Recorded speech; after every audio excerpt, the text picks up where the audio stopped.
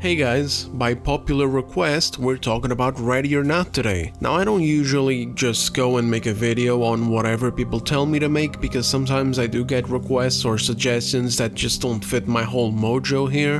But the more I looked into Ready or Not, the less I liked what I saw, and it's mainly because of the strangeness of what's going on with this game's changes and alterations. And I say strangeness because to outright call it lies is a bit too much for the introduction of this video, even though that's precisely what this looks like. For a quick round of context, Ready or Not is a tactical first-person shooter where you play as a SWAT commander going out on heavy-duty calls. The game was all about gritty realism. Stop. Okay, stop guys, this is not funny. Stop writing a comment about me saying the word duty. I mean, come on. Come on guys, let's get serious here. What are we, 10 years old? Alright, so anyway, the game was all about gritty realism. Heavy duty.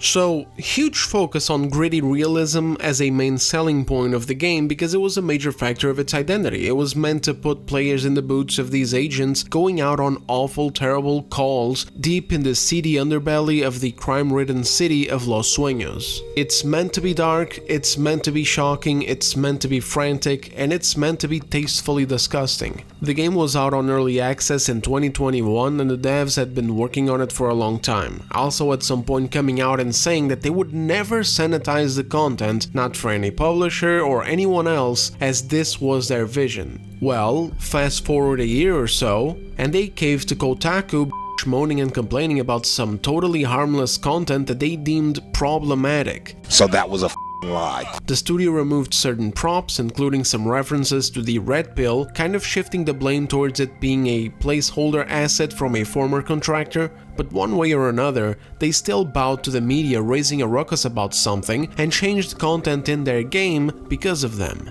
Totally misunderstanding the fact that nobody gives a shred of an ass hair about what Kotaku says. Seriously, a troll under a bridge would have more credibility and relevance. It's true.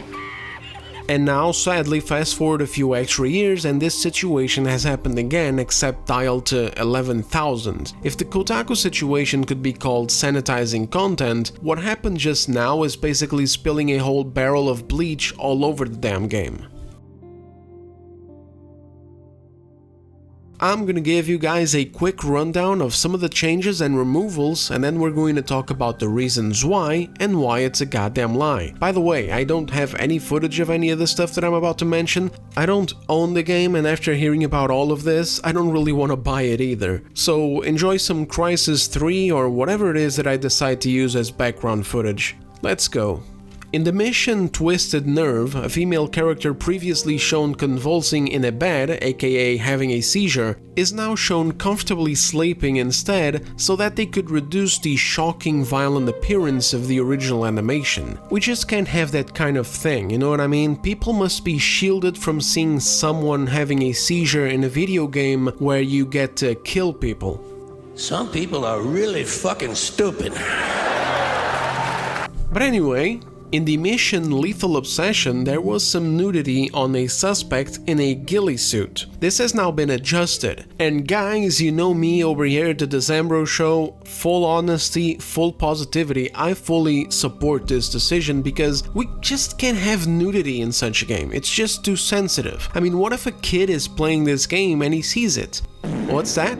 Oh, the game is 18 plus and kids aren't supposed to play it? Well, whatever. What if a Kotaku editor is playing it and sees it? Have you thought about that? No, you haven't, because you're a goddamn bigot and you only think about yourself. In the mission Hide and Seek, we have some more nudity adjustments, as all female hostages that you come upon are now wearing undergarments. If I'm not mistaken, these women were being trafficked, so at least it's nice to see that the scumbag captors had the minimal amount of decency to buy underwear for them. Isn't that nice of them?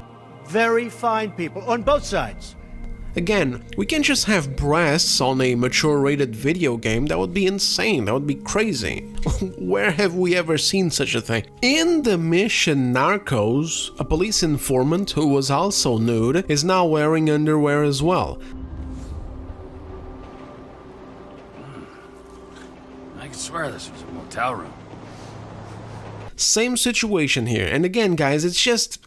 You know what? Never mind. We'll get there in the next section. This is just insufferable, man. In the mission 23 megabytes a second, the photo of miners objective has been revised to better connect with the storyline later. Do you see how the journos worded this? You can smell the bullshit from 3 miles away. There was an objective in this mission involving photo of miners, and that is now changed to photographic evidence. If this was actually to better connect narratively to other content, why the did it take them all these years to change it, and why was it changed now alongside with all of this other hypersensitive garbage? Exactly, because it's got nothing to do with the narrative, it's just that we can have those words in a row in a goddamn video game. God only knows why too, like what exactly about this is offensive, or what line is being crossed. Who cares at this point? Who gives? I would be here all day if I really tried to understand the mindset of these people. Furthermore, there's also been notable changes in reducing gore in the game, including turning off post-mortem dismemberment, among other things that the developers have been coping about, saying that these are all very minor changes. I think I even saw an article claiming some players wouldn't even notice these things if they didn't mention it. Are you out of your mind? It isn't even solely the fact that you can't beat the internet, it's also the fact that these changes are not small. These are not small enough for people to not notice, man. This is changing fundamental elements of the game tied to how gritty it's supposed to be.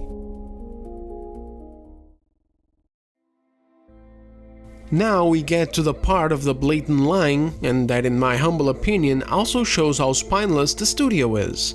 Aside from calling these changes and removals to be minor, they also said that they were made solely to meet mandatory console certification requirements. So basically they're blaming it on the consoles. They're using it as their scapegoat and moving on, throwing their hands up in the air like, what are we supposed to do, guys? These were the minimum requirements. And then of course, for all the laymen on PC who have always played games on PC and who might already even despise consoles for whatever reason, this has been a field day. But it's all bullshit, fellas. And even if it wasn't, even if it was true and they truly only made these changes because the consoles required it as a solid necessity, then it wouldn't explain why the same changes were also applied to PC. Of course, people immediately had this reaction and asked the same question, and the studio came out saying that the reason why all versions of this game had to be cucked was because of crossplay compatibility. Somehow, in order for this game to work properly online, everyone has to be looking at exactly the same thing. There's no way at all that, for example, you could be playing with your friend Timmy, and Timmy had his nudity turned off while you had yours on. Apparently it's impossible for the servers to maintain functionality because, well, I don't know, maybe nipples, I don't know, interact with, I don't know, I have no idea.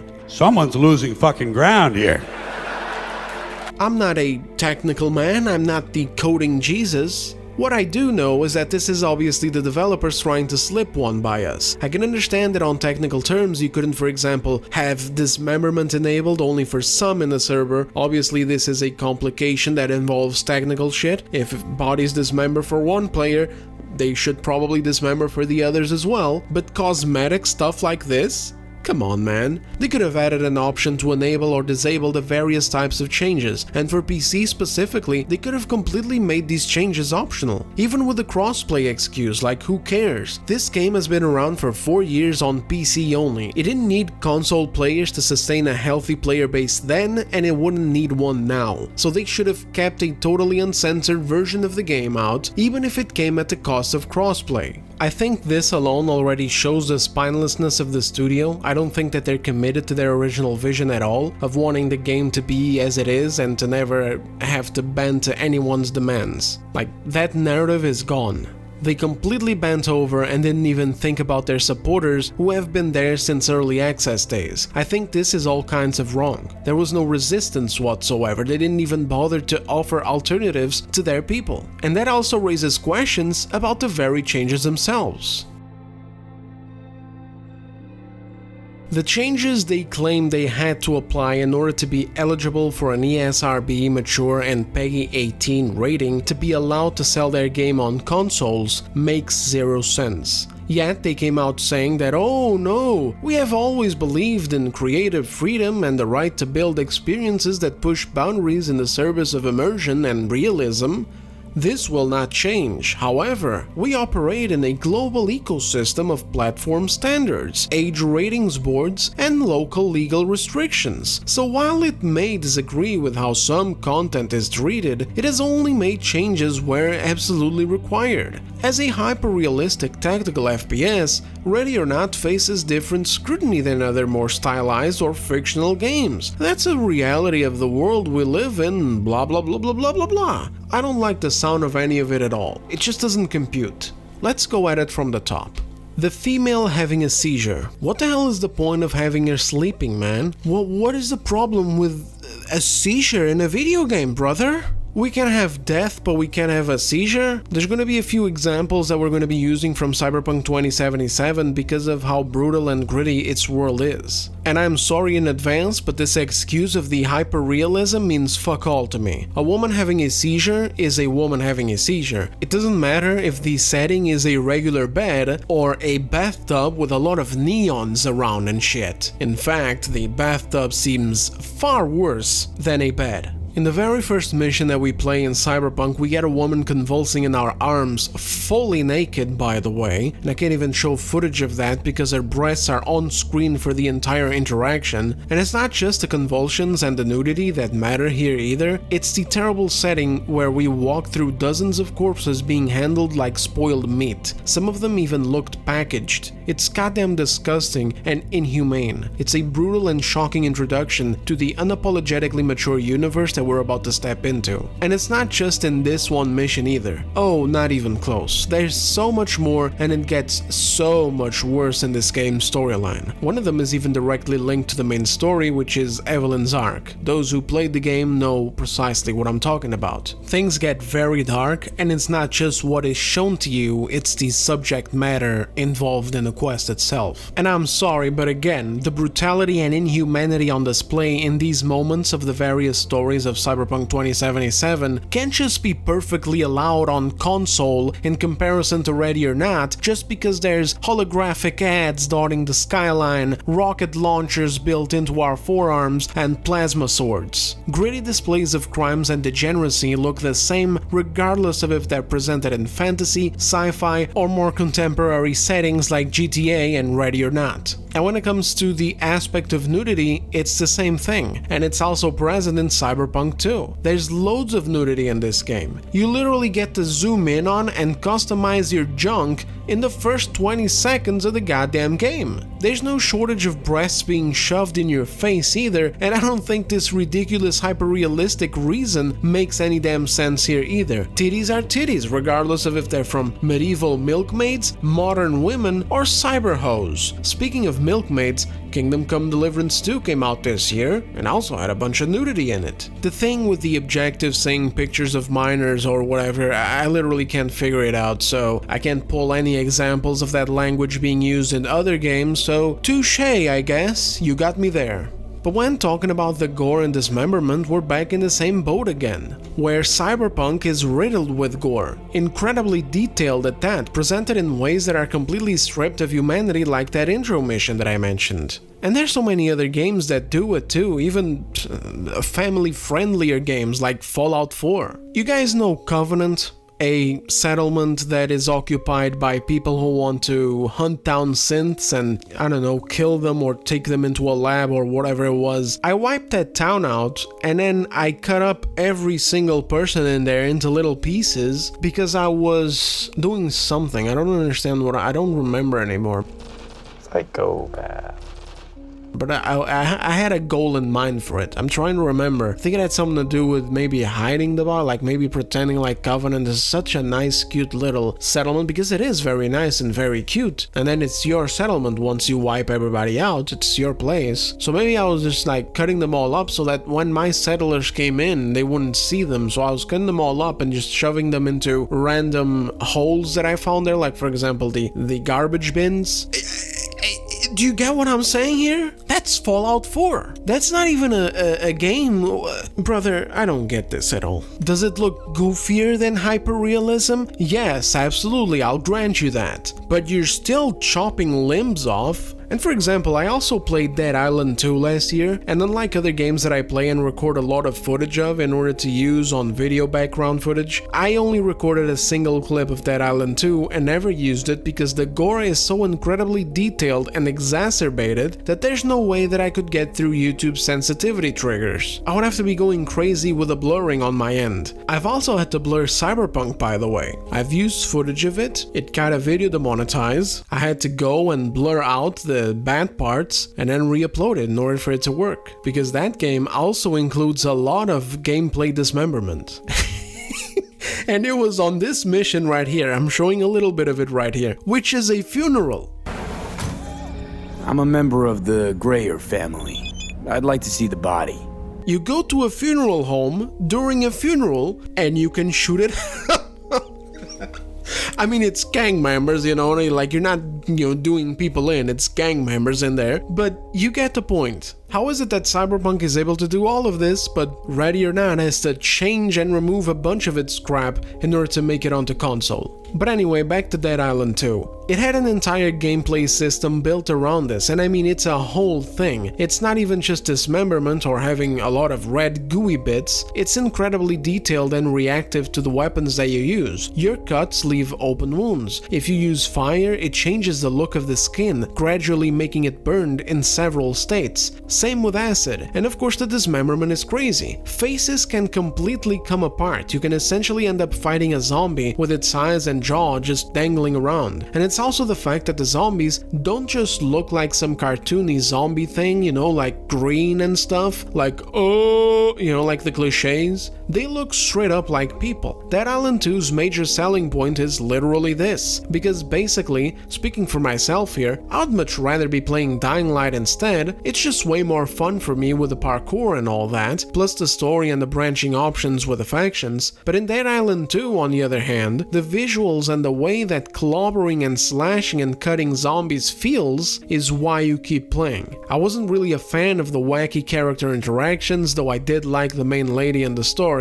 I should probably go back and finish it to see what happens, but you get the point. The entire game was built from the ground up to be as visually disturbing as possible, as graphically disgusting as anything could ever be, and all of it fully reactive to what you do, to the weapons you use, to the various types of damage, etc. That is Dead Island 2 in a nutshell. And by the way, credit where credit is due, the amount of work that must have taken must have been crazy. So now again goes the same question: is this level of gore, which far exceeds the gore in Ready or Not, perfectly allowed to exist on console because it just so happens to be a zombie apocalypse game? This sounds ridiculous. There's normal humans in there too. Many of the zombies, especially the infected, even look straight up like humans still. And it's set in LA. You might actually see some places you recognize from the brochures. So what the hell is going on here? Why is Ready or Not being totally cucked to remove and change content in order to sell the game on consoles, when other games that have the same or even worse instances of the same type of content are already being sold on console and already rated by the ESRB and PEGI as mature 18+ games? I think it's totally unfair and irresponsible to be pinning the blame on consoles for this when there's this big of an inconsistency present. I think the studio was just spineless, guys. I think time and perhaps money has changed them, and with it, their creative vision as well, or at least their willingness to compromise the creative vision for an easier path to success.